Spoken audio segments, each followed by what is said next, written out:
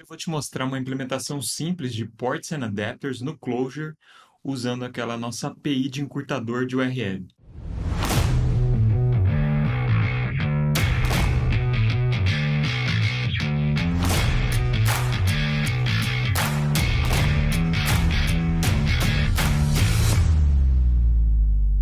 E aí, galera, beleza?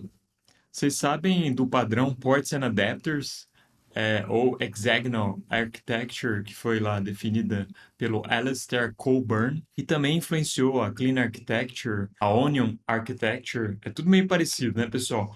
Basicamente, a gente está fazendo inversão de dependência. Então, quando a gente tem um módulo de alto nível, e aqui eu acho legal parar para definir, né, o que é alto nível e o que é baixo nível. Então, o que é alto nível? Uma coisa que está longe de entrada e saída de dados. Então, os módulos que estão perto do I/O ou da entrada, perto da interface, por exemplo, ou perto de saída de dados, por exemplo, banco de dados, são considerados módulos de baixo nível. E os módulos de alto nível são os módulos que contêm abstrações da nossa aplicação, por exemplo, do nosso domínio de negócios. Então, de acordo com algumas regras, né, de design de software, não é bom que coisas de alto nível, coisas abstratas, conversem diretamente com coisas de baixo nível, coisas de tecnologia. Então, em geral, por exemplo, quando você tem lá um caso de uso que conversa com um banco de dados, é legal a gente fazer a inversão de dependência e esse caso de uso vai conversar com uma interface de alto nível que define operações no banco de dados. E aí, para cada implementação de banco de dados ou de ORM, por exemplo, a gente vai ter um adapter que implementa essa interface. E aí, o caso de uso conversa com o banco através dessa interface, que também é uma coisa de alto nível. E assim, há uma inversão de dependência, porque antes o caso de uso dependia diretamente de algo que conversa com o banco. Agora não, o caso de uso depende de algo de alto nível, que é uma interface de repositório, por exemplo, e o nosso módulo de baixo nível, que conversa com o banco, depende dessa interface de alto nível, porque ela implementa essa interface. Então, precisa se referir a essa interface. Então, como o nosso módulo de baixo nível é que tem dependência de uma coisa de alto nível, em vez da coisa de alto nível depender de uma coisa de baixo nível, há aí uma inversão de dependência. Mas claro que a gente tem um diagraminha do Ports and Adapters, que foi feito aqui pelo Herberto Graça. Então, basicamente, a gente tem isso, a lógica de negócio, que é uma implementação de alto nível, em vez dela conversar direto com as tecnologias de baixo nível, né? Então, SMS, e-mail, Elasticsearch, ORM, ele provê uma interface e essa interface é implementada pelo módulo de baixo nível. E aí existem dois lados aqui, né? Existem os adaptadores secundários ou dirigidos, então, porque a nossa aplicação é que vai dirigir essas coisas, então o fluxo de controle é daqui para cá, e tem também os adaptadores primários ou que dirigem. Então aqui, por exemplo, o nosso caso de uso pode prover uma interface que é utilizada pelos nossos controladores. De maneira geral, não sei se vocês têm percebido, mas eu prefiro usar o Ports and Adapters do lado direito aqui. Eu acho que às vezes fica muita interface para você utilizar aqui do lado esquerdo. Mas claro, também existe benefício em fazer Ports and Adapters do lado esquerdo aqui da aplicação. Eu sempre tive essa dúvida, né? Numa linguagem funcional como Clojure, como é que a gente implementa esse tipo de padrão de design? Então, na última aula lá que eu fiz com os meus alunos de programação funcional, o que eu fiz? Eu reestruturei a nossa aplicação, a API Web, de encurtador de URL, porque ela estava num arquivo só.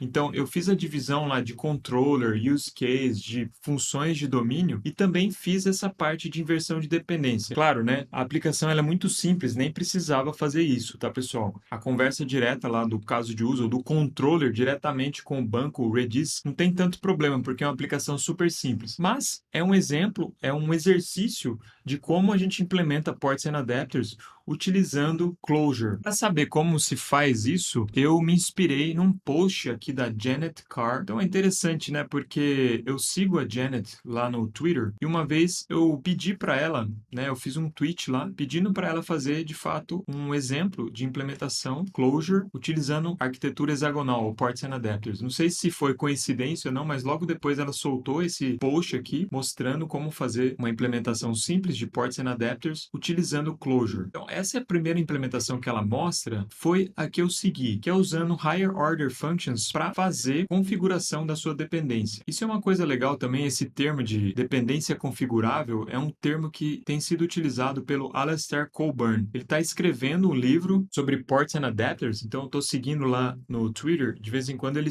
mostra partes lá do livro que ele está escrevendo, e ele tem chamado essa coisa que a gente chama de inversão de dependência configurável. Eu acho bem legal esse termo, e de fato casa bem com o que a gente está fazendo. A gente está de fato deixando a nossa dependência configurável. É claro, né, pessoal, sempre vem aquela crítica, em geral não vou mudar o meu banco de dados. Isso é verdade mesmo, mas, por exemplo, você pode mudar o seu ORM, ou você pode mudar o banco que o seu ORM conversa. Ainda assim, acho raro que isso aconteça, uma vez que a sua empresa, lá, o seu projeto, vocês definem qual banco vai ser utilizado, muito difícil que você altere essa tecnologia. Porém, existem outros tipos de tecnologia que podem mudar com mais frequência. Por exemplo, uma biblioteca que implementa criptografia, você pode querer trocar essa biblioteca, ou alguma third-party library. Então, você está usando um serviço externo. Então, por exemplo, para mandar e-mails, a gente está usando lá o NodeMailer. Agora eu quero usar o Mailgun. Então, nesse caso, é bom que a gente tenha uma dependência configurável para a gente poder trocar essas implementações de maneira mais simples. E também fica claro, né, até no próprio post inicial lá do Alastair Cockburn, quando ele fala sobre a arquitetura hexagonal, que um dos objetivos de ter essas dependências configuráveis é fazer o teste daquelas partes do código que utilizam essas dependências. Então, por exemplo, quando a gente tem um caso de uso conversando com um banco, se a gente usa o padrão repository, que faz com que essa dependência fique configurável,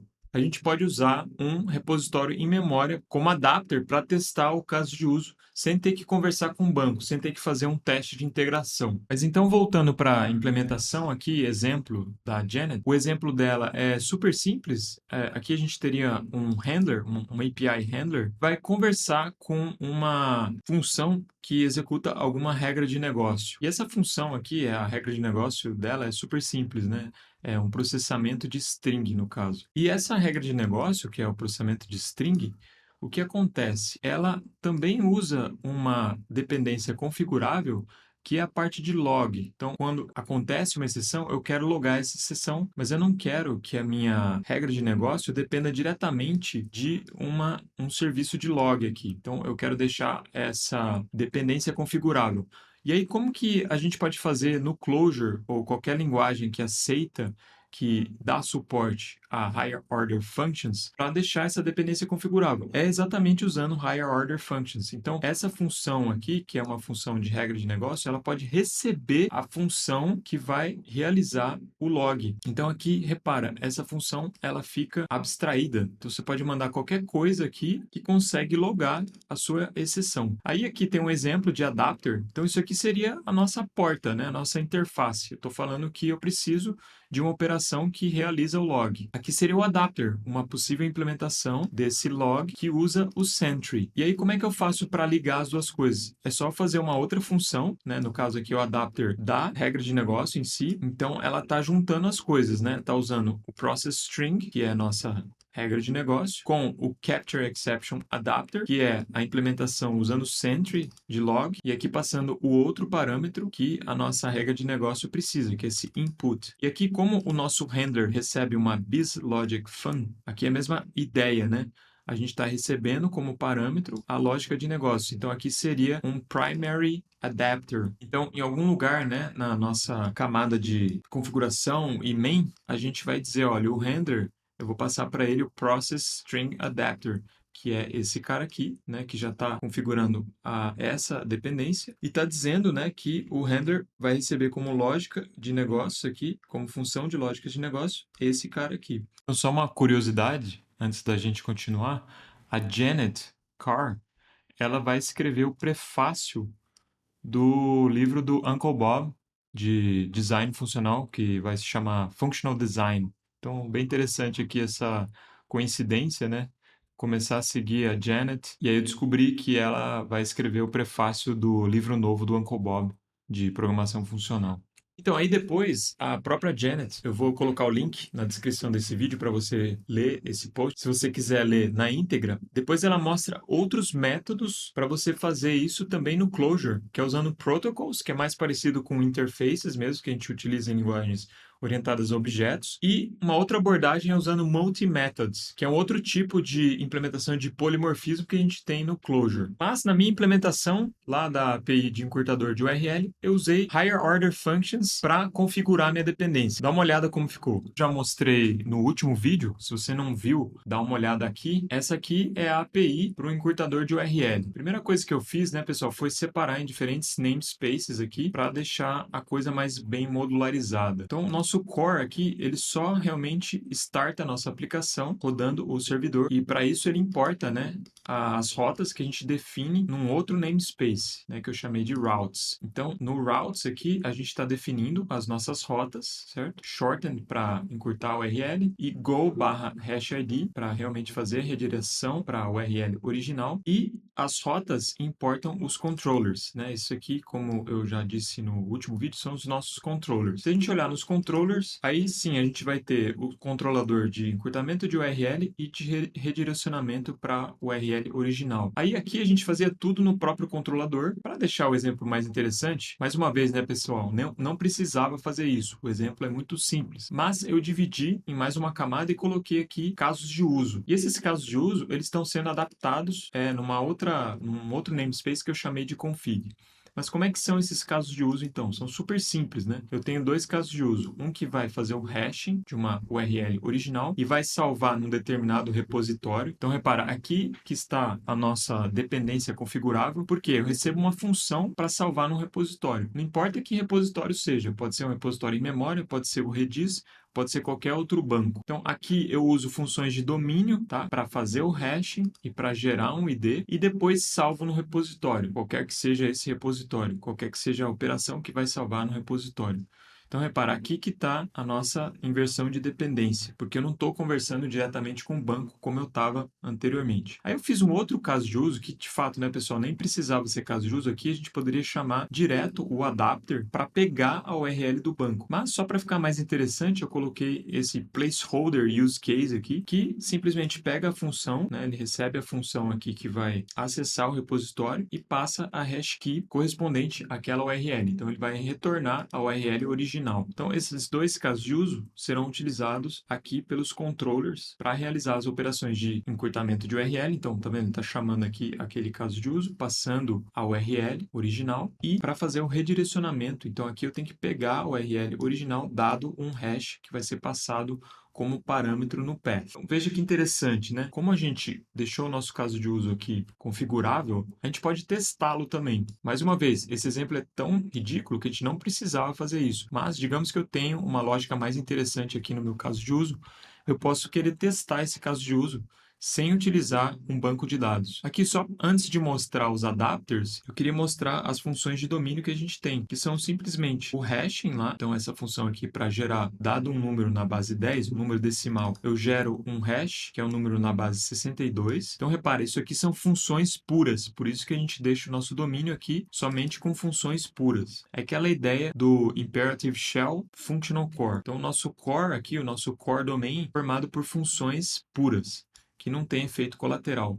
Os casos de uso, sim, certo? Porque aqui eles vão se comunicar com um banco de dados. Então, eles podem gerar, provavelmente vão gerar, efeitos colaterais. Beleza, aí a gente tem o adaptador do Redis, certo? Então, repara, a gente tem que implementar, né, a nossa interface, ela define duas operações: salvar no repositório e recuperar do repositório, dada uma hash key, né? Então, o salvar no repositório tem que passar uma chave e um valor, né, que é a hash key e a URL, e pegar do repositório só preciso de uma chave. Então, eu fiz aqui o nosso adapter do Redis, então tudo que tem a ver com o banco está aqui, com o banco de dados Redis está aqui, e aí eu tenho duas funções aqui que são os nossos adaptadores. O save to Redis, então ele vai salvar no Redis, com aquela mesma interface, então recebe uma chave e um valor, e vai salvar no banco isso daqui. E o get from Redis só recebe uma chave e ele vai dar um get naquela chave. Então, repare, é como se fosse, né, uma implementação da interface, né? A interface é formada por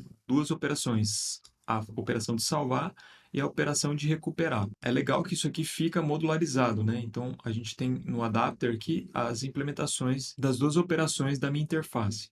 E aí, naquele config, é que eu faço a configuração do caso de uso usando o Redis, certo? Então, aqui eu estou configurando, estou juntando as coisas, né? O caso de uso com a implementação que eu quero usar para banco, para aquele caso de uso. Então, o nosso controller, ele usa as implementações que estão configuradas aqui no nosso config.closure. Então, obviamente, quando ele for chamado, ele vai usar então o redis para fazer as operações de banco. Então, eu queria mostrar também o teste, né? Então, no teste, o que a gente pode fazer? A gente pode testar sem o banco. Então, eu fiz aqui um adapter. Isso aqui é um adapter usando um mapa em memória, certo? Então, aqui a gente vai salvar a URL e o hash em memória, usando esse URL map, que tem que ser um atom, porque a gente quer mudar esse cara na hora que a gente está realizando o teste. Então, simplesmente ele adiciona aquele key value para o nosso mapa, que está em memória, e o get vai pegar, né, do nosso mapa em memória o hash que a gente passar como parâmetro, né, que é a chave para a gente pegar a URL longa. Aí eu defini aqui um símbolo, que é long URL, que vai estar com esse valor de uma URL longa. E aí o teste é super simples, né? Eu vou usar o caso de uso lá, hash URL and save, passando para ele a função para salvar na memória, certo? Então ele vai usar o banco, né, entre aspas, em memória, passando essa long URL, tá? Então eu tô pegando o valor que ele vai retornar, porque ele retorna um hash, estou jogando nesse símbolo hash, dentro do teste mesmo. E aí eu estou testando se quando eu chamo get, né, o get original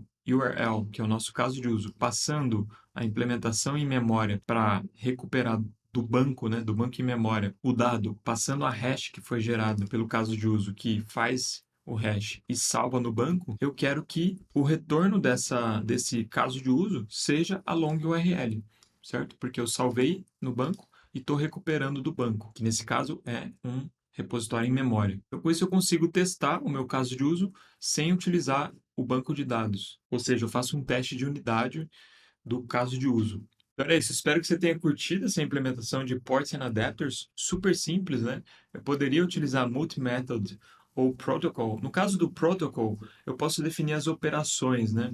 Como se fosse uma interface mesmo. Aqui a gente define as funções, elas ficam meio soltas. É até interessante, né, pessoal? Porque seguindo o Interface Segregation Principle, lembra lá que a ideia é não deixar as nossas interfaces muito gordas, né, com muitas coisas. A ideia é que nossas interfaces sejam enxutas. Aqui, no caso, a nossa interface ela é composta de uma função só. E aí a gente passa, né, para o caso de uso, que recebe essa interface, né, que interage com essa interface, que na verdade é um placeholder de uma função, que a gente passa uma função como parâmetro de implementação, né, é o nosso adapter aqui. Então a implementação fica super simples e é uma maneira, né, de fazer dependências configuráveis, utilizando o termo do Alastair Coburn, utilizando higher order functions. Isso daria para fazer no TypeScript também, né, porque o JavaScript ele permite também você passar funções como parâmetro. Então, essa implementação que eu mostrei para vocês não só mostra uma implementação de ports and adapters no Clojure, mas uma outra abordagem de implementação de inversão de dependência. Em vez de usar injeção de dependência, né, no construtor, a gente pode passar a função uma implementação desejada para o nosso caso de uso, por exemplo. E também fica aí um exemplo de como fazer ports and adapters utilizando o Clojure. Lembrando, mais uma vez, você poderia utilizar multi-methods e protocols também, ficando mais próximo ali de orientação a objeto. E, na verdade, mais poderoso ainda, você pode fazer o dispatching conforme o dado em si, não só o tipo, como a gente faz em orientação a objeto. Mas isso é um assunto para outro vídeo, né? Em outro vídeo eu posso falar de protocols e como fazer a inversão de dependência, como fazer a configuração de dependência utilizando essas outras abordagens que a gente tem no Clojure. Espero que você tenha curtido. Vou colocar o link também do GitHub dessa implementação. Fiquem com Deus e até o próximo vídeo.